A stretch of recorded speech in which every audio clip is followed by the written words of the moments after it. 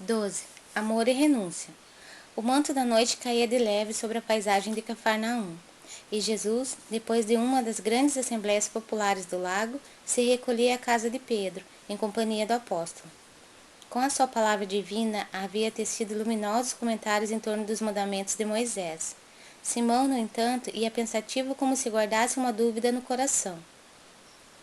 Inquirido com bondade pelo mestre, o apóstolo esclareceu: Senhor, em face dos vossos ensinamentos, como deveremos interpretar a vossa primeira manifestação, transformando a água em vinho nas bodas de Caná?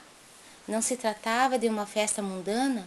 O vinho não iria cooperar para o desenvolvimento da embriaguez e da gula? Jesus compreendeu o alcance da interpelação e sorriu. Simão, disse ele, conheces a alegria de servir a um amigo? Pedro não respondeu, pelo que o mestre continuou. As bodas de Caná foram um símbolo da nossa união na terra. O vinho ali foi bem o da alegria, com que desejo selar a existência do reino de Deus nos corações. Estou com os meus amigos e amo-os a todos. Os afetos da alma, Simão, são laços misteriosos que nos conduzem a Deus. Saibamos santificar a nossa afeição, proporcionando aos nossos amigos o máximo da alegria. Seja o nosso coração uma sala iluminada, onde eles se sintam tranquilos e ditosos. Tenhamos sempre júbilos novos que os reconfortem. Nunca contaminemos a fonte de sua simpatia com a sombra dos pesares. As mais belas horas da vida são as que empregamos em amá-los, enriquecendo-lhe as satisfações íntimas. Contudo, Simão Pedro, manifestando a estranheza que aquelas advertências lhe causavam, interpelou ainda o mestre com certa timidez. E como deveremos proceder quando os amigos não nos entendam ou quando nos retribuam com ingratidão? Jesus pôs nele o olhar lúcido e respondeu: Pedro, o amor verdadeiro e sincero nunca espera recompensas. A renúncia é o seu ponto de apoio, como o ato de dar é a essência de sua vida. A capacidade de sentir grandes afeições já é em si mesma um tesouro. A compreensão de um amigo deve ser para nós a maior recompensa. Todavia, quando a luz do entendimento tardar no espírito daqueles a quem amamos, deveremos lembrar-nos de que temos a sagrada compreensão de Deus, que nos conhece os propósitos mais puros. Ainda que todos os nossos amigos do mundo se convertessem um dia em nossos adversários, ou mesmo em nossos algozes, jamais nos poderiam privar da alegria infinita de lhes haver dado alguma coisa. E com o olhar absorto na paisagem crepuscular, onde vibravam sutis harmonias, Jesus ponderou profeticamente: o vinho de Caná poderá transformar-se um dia no vinagre da amargura, contudo, sentirei mesmo assim júbilo em sorvê-lo, por minha dedicação aos que vim buscar para o amor do Todo-Poderoso. Simão Pedro, ante a argumentação consoladora e amiga do mestre, dissipou as suas derradeiras dúvidas, enquanto a noite se apoderava do ambiente, ocultando o conjunto das coisas no seu leque de imensas sombras. Muito tempo ainda não decorrera sobre essa conversação, quando o mestre, em seus ensinos, deixou perceber que todos os homens que não estivessem decididos a colocar o reino de Deus acima de pais, mães e irmãos terrestres não podiam ser seus discípulos. No dia desses novos ensinamentos, terminados os labores evangélicos, o mesmo apóstolo interpelou o Senhor na penumbra de suas expressões indecisas. Mestre, como conciliar essas palavras tão duras com as vossas anteriores observações relativamente aos laços sagrados entre os que se estimam? Sem deixar transparecer nenhuma surpresa, Jesus esclareceu: Simão, a minha palavra não determina que o homem quebre os elos santos de sua vida. Antes, exalta os que tiverem a verdadeira fé para colocar o poder de Deus acima de todas as coisas e de todos os seres da criação infinita. O amor dos pais não constitui uma lembrança da bondade permanente de Deus? O afeto dos filhos não representa um suave perfume do coração? Tenho dado aos meus discípulos o título de amigos, por ser o maior de todos.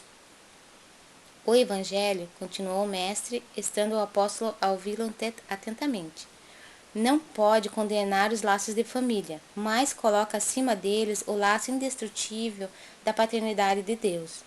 O reino do céu no coração deve ser o tema central de nossa vida. Tudo mais é acessório. A família no mundo está igualmente subordinada aos imperativos dessa edificação. Já pensaste, Pedro, no supremo sacrifício de renunciar?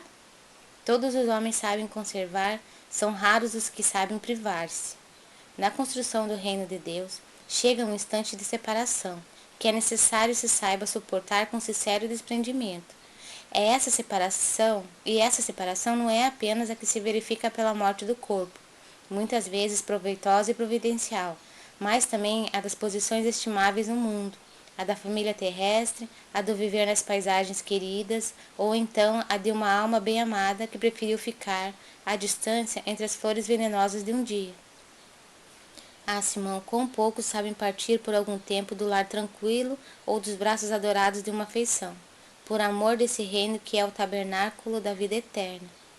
Quão poucos saberão suportar a calúnia, o apodo, a indiferença por desejarem permanecer dentro de suas criações individuais, cerrando ouvidos à advertência do céu para que se afastem tranquilamente.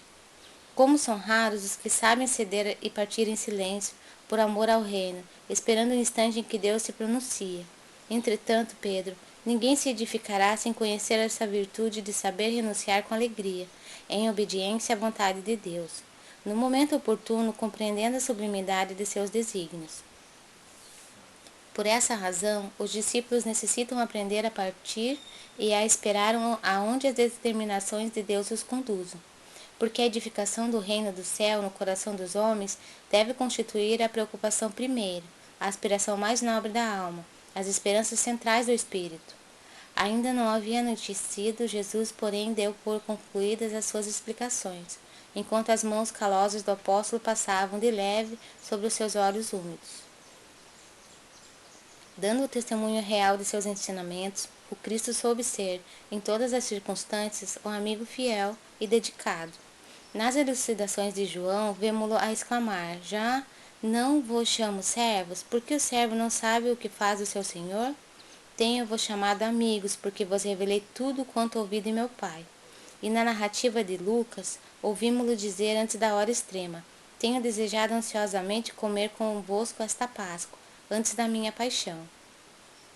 Ninguém no mundo já conseguiu elevar à altura em que o Senhor as colocou, a beleza e a amplitude dos elos afetivos, mesmo porque a sua obra inteira é a de reunir pelo amor todas as nações e todos os homens no círculo divino da família universal, mas também por demonstrar que o reino de Deus deve constituir a preocupação primeira das almas. Ninguém como ele soube retirar-se das posições no instante oportuno, em obediência aos desígnios divinos. Depois da magnífica vitória da entrada em Jerusalém, é traído por um dos discípulos amados. Negam-no os seus seguidores e companheiros. Suas ideias são tidas como perversoras e revolucionárias. É acusado como bandido e feiticeiro. Sua morte passa por ser a de um ladrão. Jesus, entretanto, ensina às criaturas, nessa hora suprema, a excelsa virtude de retirar-se com a solidão dos homens, mas com a proteção de Deus. Ele, que transformara toda a Galileia numa fonte divina, que se levantara com desassombro contra as hipocrisias do farisaísmo do templo, que desapontara os cambistas do próprio templo de Jerusalém, como advogado enérgico e superior de todas as grandes causas da verdade e do bem, passa, no dia do Calvário, em espetáculo para o povo, com a alma num maravilhoso e profundo silêncio. Sem proferir a mais leve acusação, caminha humilde, coroado de espinhos, sustendo nas mãos uma cana imunda à guisa de cetro, vestindo a túnica da ironia, sob as cusparadas dos populares exaltados, de faces sangrentas e passos vacilantes, sob o peso da cruz, vilipendiado, sem articular uma queixa. No momento do Calvário, Jesus atravessa as ruas de Jerusalém como se estivesse diante da humanidade inteira, ensinando a virtude da renúncia por amor do reino de Deus, revelando por essa a sua derradeira lição.